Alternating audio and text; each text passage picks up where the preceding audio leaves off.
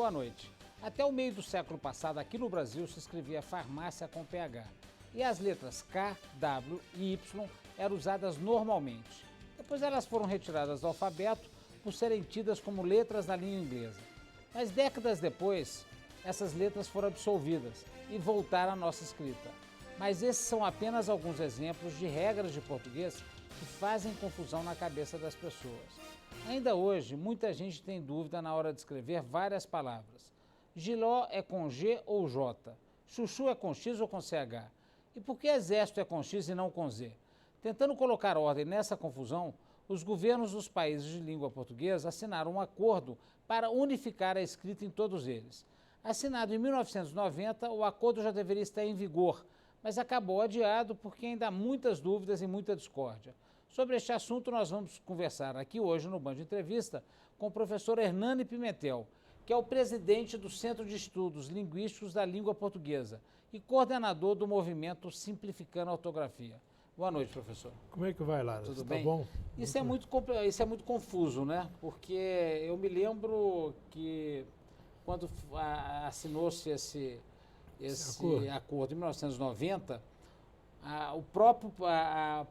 até Portugal ficou muito confuso, porque Sim. as diferenças que nós tínhamos entre o Brasil e Portugal sempre foram grandes, principalmente não só na fala, mas também na escrita. E como é que isso vai ficar? Olha, na realidade, Flávio, esse acordo, ele nasceu fora de hora. Ele foi pensado em 1975. 75 não existia nem internet. Foi assinado em 90 para ser colocado em vigor agora. Veja só, naquela época o ensino era diferente, a internet mudou tudo.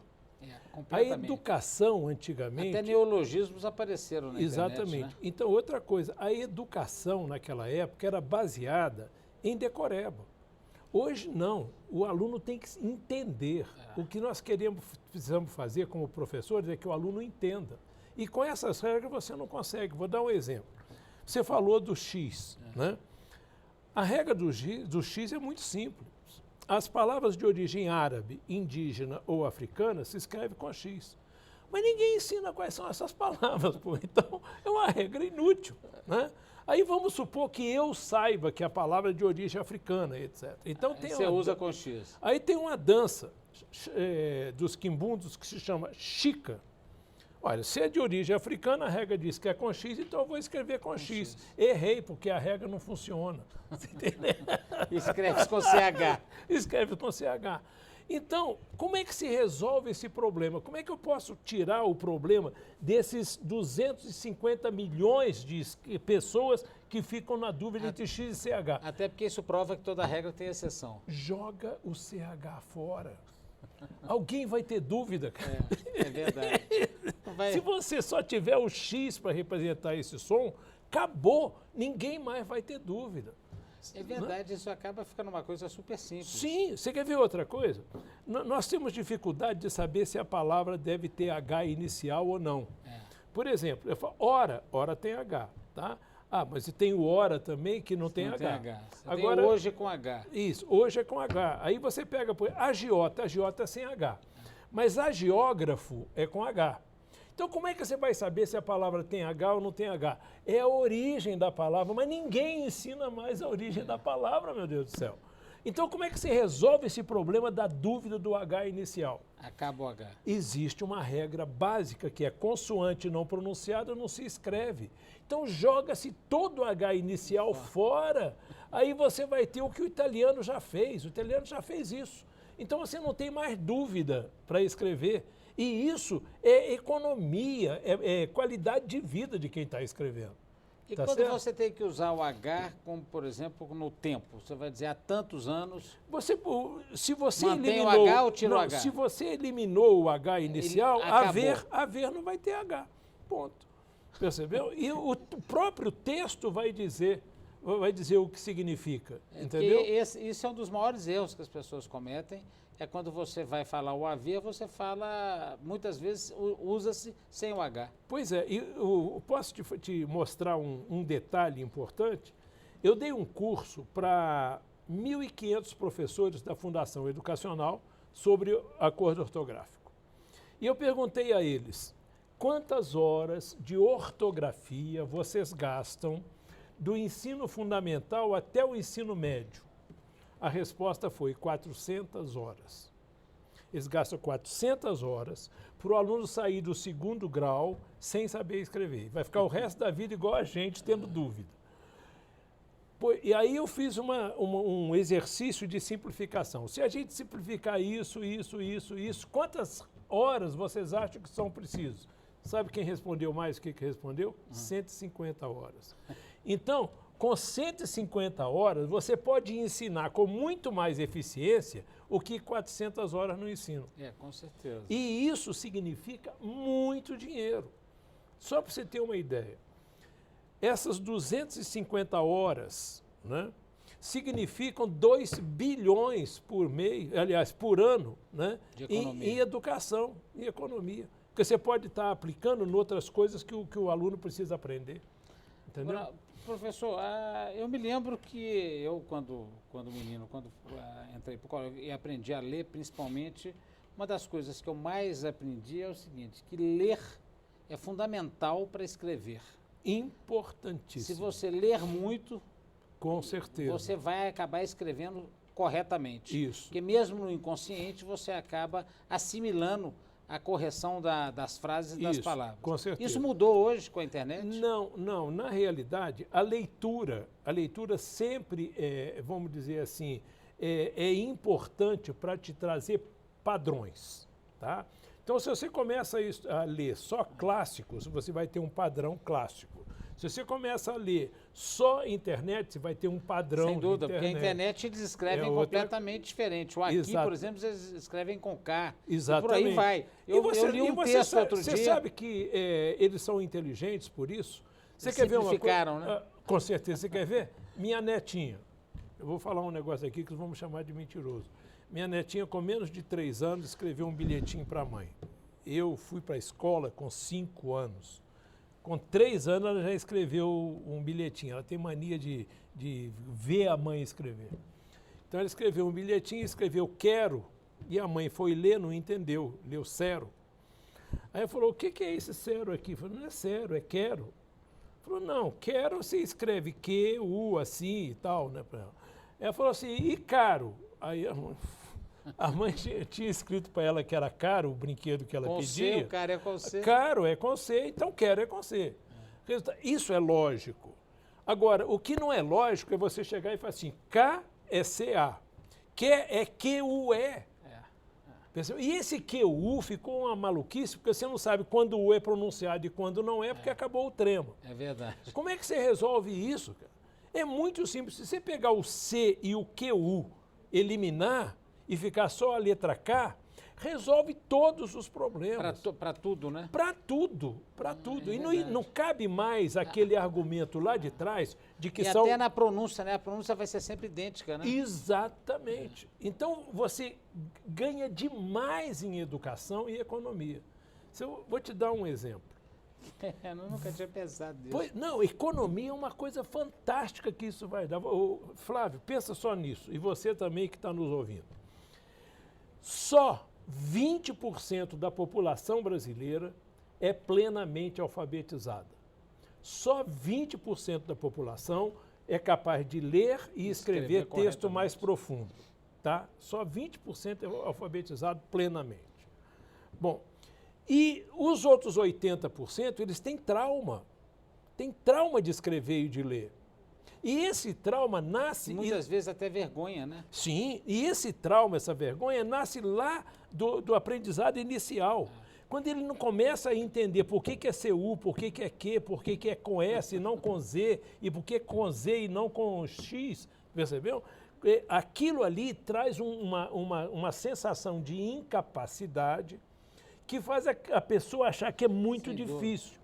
E o fato de ser muito difícil vai dizer que português é muito difícil. Piorou, porque aí jogou para a língua portuguesa toda. Acaba sendo difícil. Resultado, você cria aí o trauma que gera essa, vamos dizer assim, por esse analfabetismo enorme que nós temos. Imagina se você resolve isso. De forma simplificada. Se você tira esse trauma lá. Você pode multiplicar por 4 os leitores brasileiros. Com certeza, vai ficar muito mais fácil. Professor, nós vamos fazer um rápido intervalo. Sim. E no próximo bloco voltamos a falar sobre isso, inclusive sobre essa regra aí de que o X se escreve palavras indígenas, de origem africanas e árabes. Eu nunca soube disso e normalmente eu não erro. Sim, quero falar sobre isso. Tá bom. O intervalo é rápido. Já já eu volto com o professor Hernando Pimentel, presidente do Centro de Estudos Linguísticos da Língua Portuguesa. Não saia daí.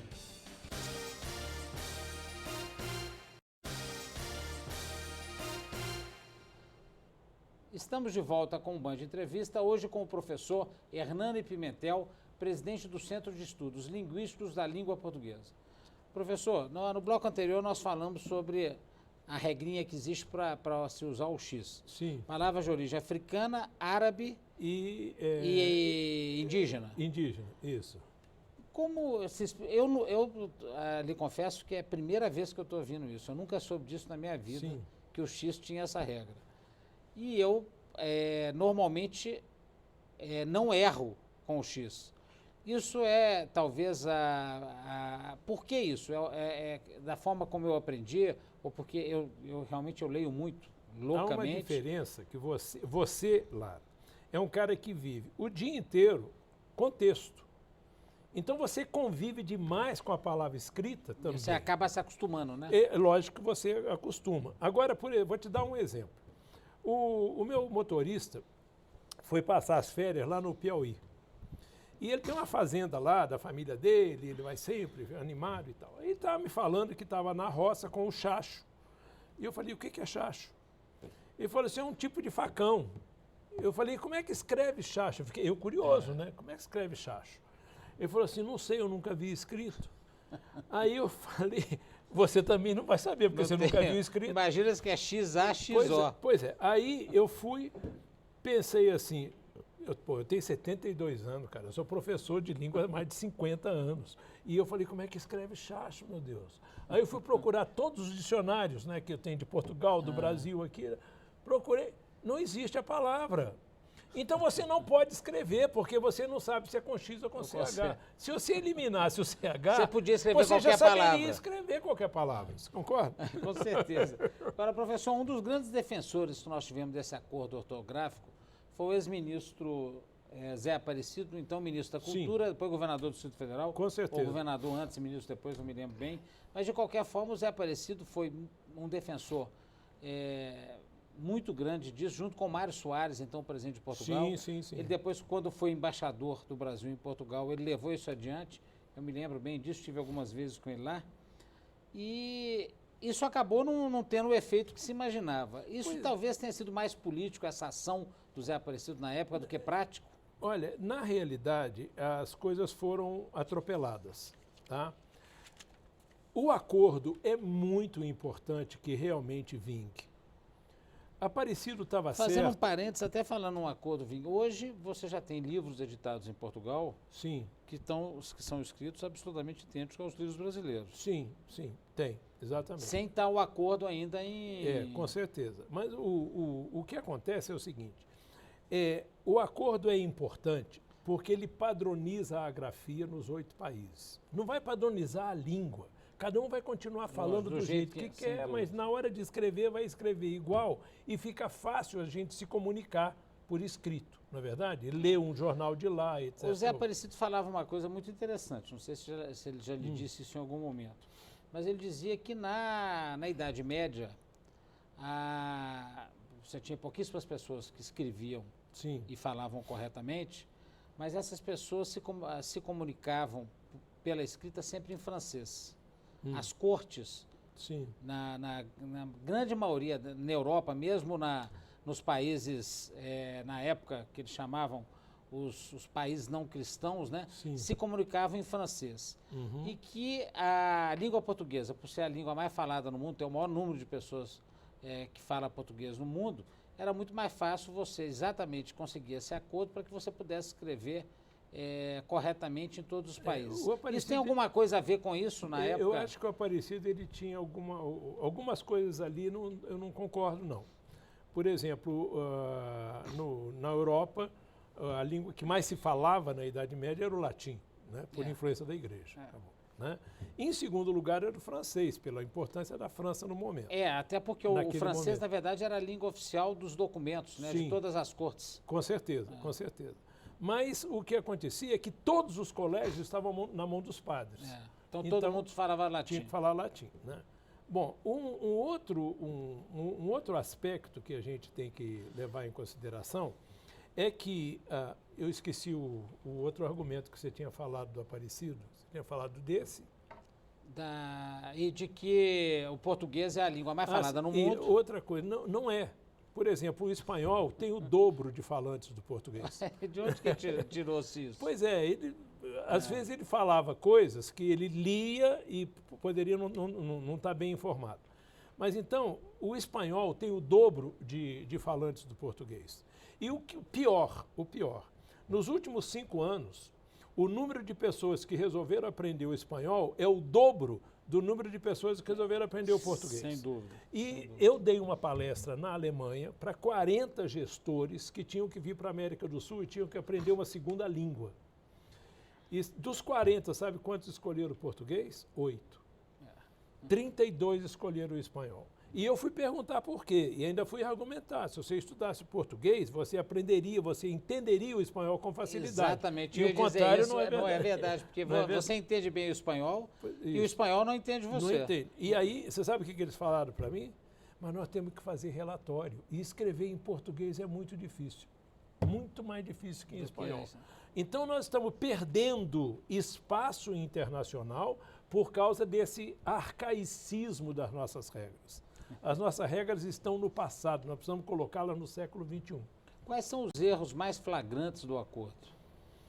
Olha, são alguns.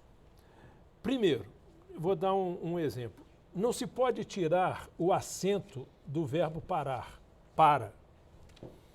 Eu digo assim, uma avalanche de pessoas para a esplanada. Se eu puser o acento, eu estou dizendo que paralisa a esplanada. Se eu não ponho o acento, eu estou dizendo em direção à esplanada. Percebeu? Então não se pode tirar o acento de para, como eles fizeram. Outro absurdo foi que a palavra forma, fechado, eles falaram que o acento é facultativo. Não é. Desde quando você cria uma regra facultativa? Então, ou é regra ou não é. Ou não é. Então bota facultativo. Aí eu quero escrever assim, ó, observe a forma daquela forma. Ou a forma daquela forma.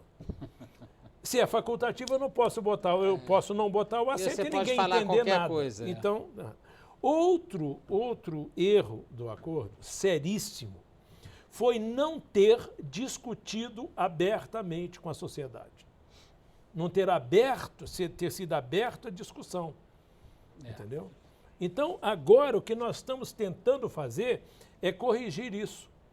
Nós criamos um site chamado simplificandoaortografia.com. Por que ele é .com? Porque é para todos os países de língua portuguesa. Nesse simplificandoaortografia.com, nós apresentamos sugestões de simplificação. E estamos convidando professores, alunos, intelectuais, quem queira, a entrar no site, a observar essas propostas e mandar sugestão. Porque em final de junho, agora, nós vamos reunir as regras, mostrando qual é o conjunto de regras que torna a eficiência maior, né, e a competitividade maior da nossa grafia em relação às outras internacionais. Professor, nós vamos fazer mais um rápido intervalo e voltamos no próximo bloco para falar novamente sobre esse simplificando.com. Tá bom. Não saia daí, a parada é rapidinha. Já já a gente volta com o professor Hernani Pimentel, do movimento Simplificando a Ortografia.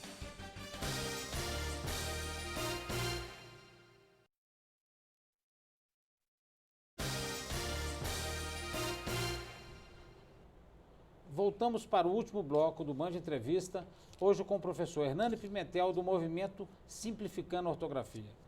Professor, nessa simplificação da ortografia, como é que fica o hífen? Pois é.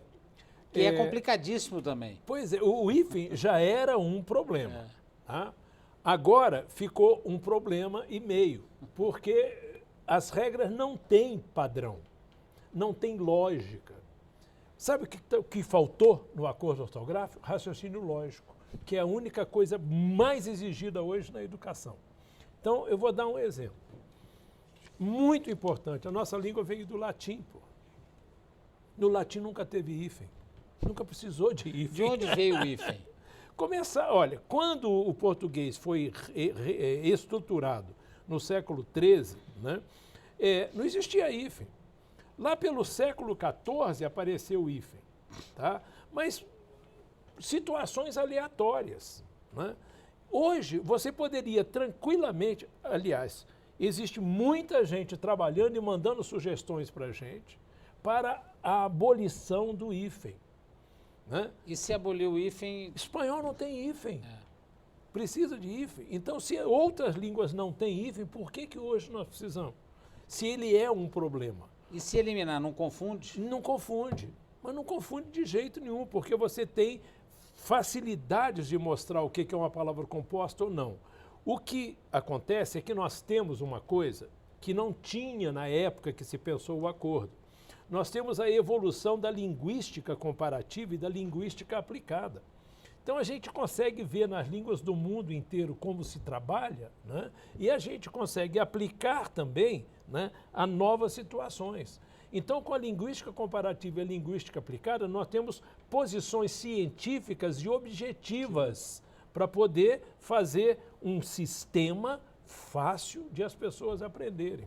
Professor, e as pessoas têm mandado muitas sugestões? Muitas, mas assim, muitas a pessoa sugestões. Comum, o cidadão comum? Também.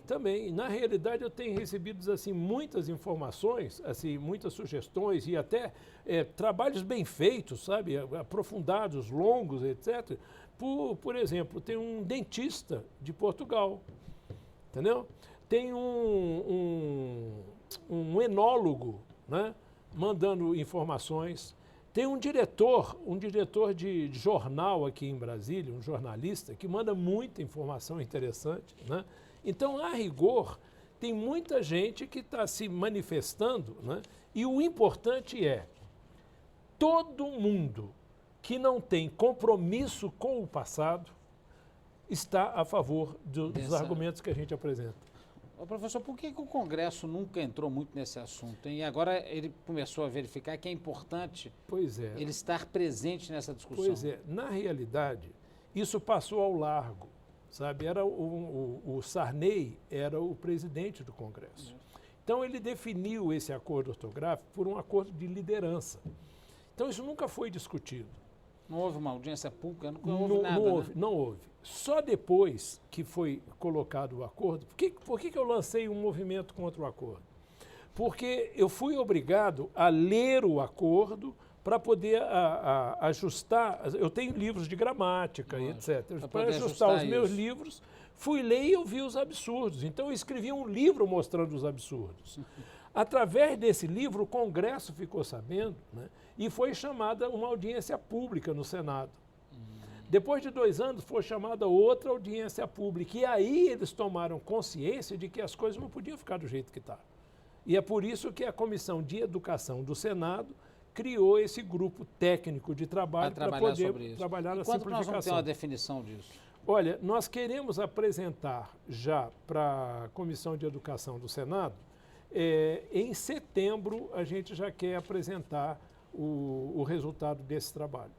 Tá? E como é que fica com todas essas mudanças, não tiver consolidado? Os livros editados há 70, 80 anos atrás. Rapaz, você quer ver uma coisa? Não perde nada, não perde nada. Tá? Eu, por exemplo, tenho a minha biblioteca e eu tenho livros, né, de 3 reformas ortográficas lá, que eu consulto. Então, existem pessoas que vão ter livros, que vão ler no antigo... E vão ler no novo. E outra coisa, nessas regras que a gente propõe, eu vou dar um exemplo do G e do J. Tá? Você fala, por exemplo, geringonça, gerimum, genipapo, giló, como você falou. Olha a dúvida, G ou J, G ou J, G ou J. Mas você não sabe que as palavras indígenas, africanas e árabes se escrevem com J, porra? Então, não precisava ter essa dúvida. Mas como ninguém sabe quais são essas palavras? Porque ninguém ensina, não é verdade? Como é que você resolve isso? Resolve com a linguística comparativa. Você pega, por exemplo, as línguas nórdicas e as anglo-saxônicas, não tem letra G, tem letra G. Sem dúvida. I get. Agora falando em línguas anglo-saxônicas, nós estamos com o nosso tempo terminando. Sim. Queria lhe fazer uma última pergunta. Por que é o inglês, que é a língua mais falada no mundo, É por causa... sendo uma língua anglo-saxônica, sendo que o que sempre tivemos todas as culturas se iniciaram com o latim? Sim. Que é uma, Tá. então, Por que o inglês é a língua mais falada? É. Porque eles é que investem mais na divulgação da sua língua. Eles subvencionam filmes e mais filmes e mais filmes e mais filmes para jogar no mundo inteiro, E todo mundo falando cursos inglês. de inglês pelo mundo inteiro também. Exatamente. Então, na realidade, eles investem na divulgação da língua deles. Agora, eles pelo poderio econômico. Nós podemos investir na divulgação da nossa língua pela simplificação, né, linguístico-ortográfica. Pelo poder, Aí sim. E aí pelo poder Da cultural. facilitação. Então, você quer ver uma coisa? Como é que resolve o problema do G? O G é só para representar, não, deixa de se chamar G, é só G. Ele só pode representar o som G. G-A-G, gato. G-E-G, guerra. G-I, gui, guinada. G-I. Acaba o U completamente. Acaba o U. Se eu puser o U, é gui. Você vai escrever gue. gueto com G. G-E. Senão eu vou escrever acaba o gue. G. Gue. E agora, se eu falar, por exemplo, gue, já tem que ser G-U-E. Percebeu? Então, o G, entendi. a letra G, Gue. isso. Porque você tem palavras que serão Exatamente. necessárias manter-se o U. E você olha o problema do trema com isso aí, né? E outra coisa, todo som J só pode ser J, pô. Então, são simplificações tão claras. É a forma de dar jeito. Isso, são formas tão claras que o grande obstáculo, sabe o que é? Eles vão chegar e falar assim, o senhor está ferindo a etimologia. Então eu quero ouvir isso em público, tá? Numa TV aberta, quero ouvir isso para dizer o seguinte, etimologia é mito, é mentira. E é ensinada com dogmas. A etimologia é mito e dogma. E qual o cidadão comum que sabe o que é etimologia? Ninguém. Tá dito. Professor, muito obrigado pela sua presença aqui, muito interessante o tema. Eu que E agradeço. vamos ver se trazemos mais uma vez para a gente falar sobre isso. Eu agradeço. Na hora que estiver mais consolidado. Com certeza. Eu Muito obrigado. gostaria só que ficasse aí registrado. Simplificandoortografia.com. .com, sem BR. Só .com. Tá bom. Muito obrigado e o Band Entrevista fica por aqui. Muito obrigado pela sua companhia e audiência e a gente volta na próxima semana. Boa noite e até lá.